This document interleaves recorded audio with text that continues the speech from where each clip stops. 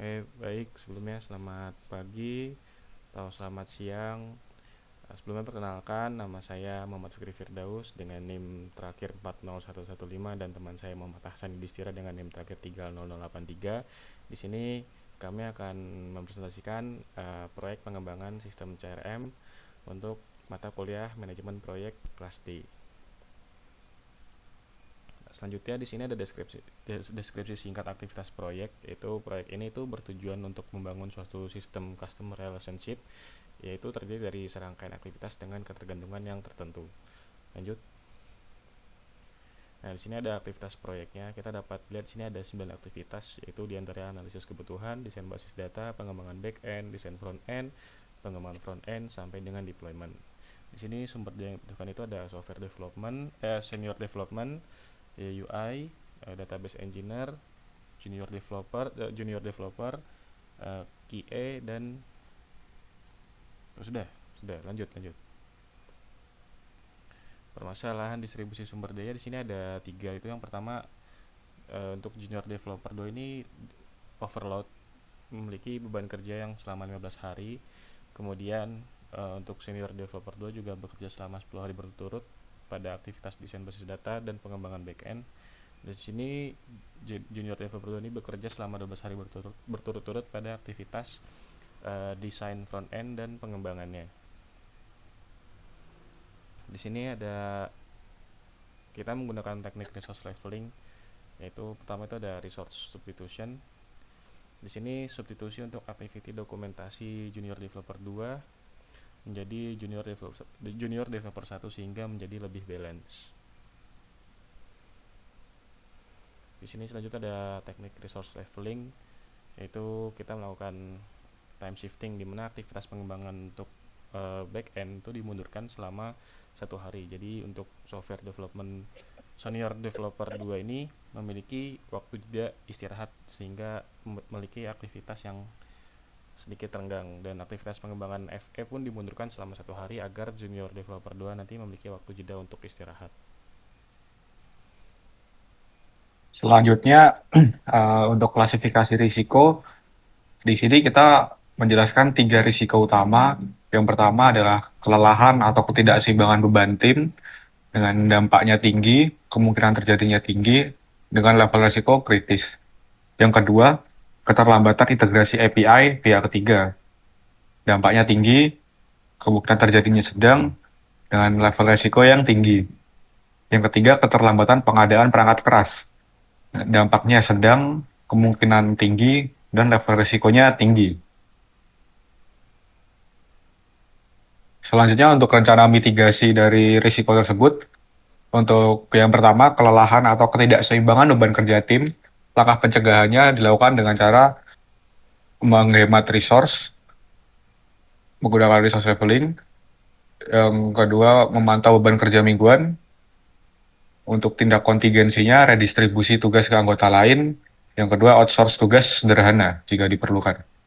Yang kedua keterlambatan integrasi API dari pihak ketiga. Untuk langkah pencegahannya ada menghubungi pihak ketiga. Yang kedua, menyediakan mock API untuk pengembangan awal.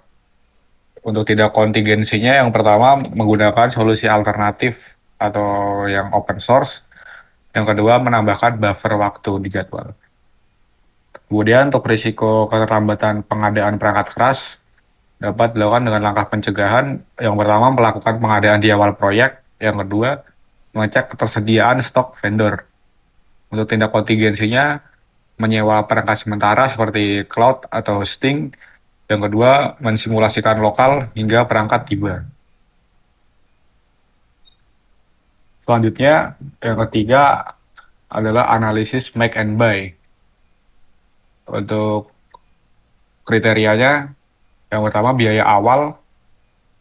Apabila make itu tinggi karena harus membeli perangkat keras, lisensi OS, dan lain-lain. Jika buy, biayanya lebih rendah karena menggunakan sistem sewa bulanan. Yang kedua, biaya operasional untuk make itu menengah, untuk listrik dan pemeliharaan. Jika buy itu juga menengah untuk biaya langganan.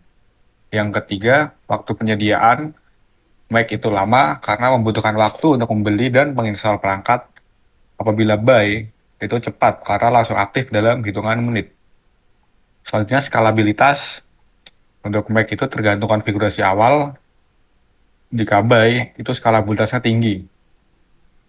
Selanjutnya sumber daya internal. Untuk Mac itu butuh teknisi dan admin server. Jika buy, itu sebagian besar dikelola oleh provider. Yang terakhir risiko downtime-nya jika Mac itu tinggi karena ditanggung sendiri. Jika buy, itu rendah karena ditanggung oleh provider. Ini ada matriks perbandingan Mac versus buy dengan biaya awal memiliki beban 25%, biaya jangka panjang 15%, waktu penyediaan 20%, skalabilitas 15%, keamanan data 10%, ketergantungan vendor 5%, dan ketersediaan dukungan teknis 10%. Dengan skor Mac buy dan bobotnya sebagai berikut. Biaya awal memiliki 0,5, jika Mac, jika buy 1,25, untuk biaya jangka panjang Mac 0,45, buy 0,6, waktu penyediaan Mac 0,4, buy 1,0, skalabilitas Mac 0,3, buy 0,75, keamanan data 0,5, buy 0,3, ketergantungan vendor Mac 0,2, buy 0,1, ketersediaan dukungan teknis Mac 0,2, buy 0,4, dengan total skor akhir untuk Mac itu 2,6 dan buy 4,4. Sehingga kesimpulannya, berdasarkan hasil analisis tersebut, opsi buy lebih disarankan karena memiliki alasan sebagai berikut. Yang pertama, lebih cepat dalam waktu implementasi. Yang kedua, biaya di awal lebih rendah. Yang ketiga, lebih scalable. Ini sesuai dengan kebutuhan e-commerce yang bisa cepat berkembang. Yang terakhir, dukungan uptime dan infrastruktur global dari cloud provider sangat terbantu. Oke, jadi mungkin sekian dari presentasi yang telah kami lakukan. Kurang lebihnya mohon maaf.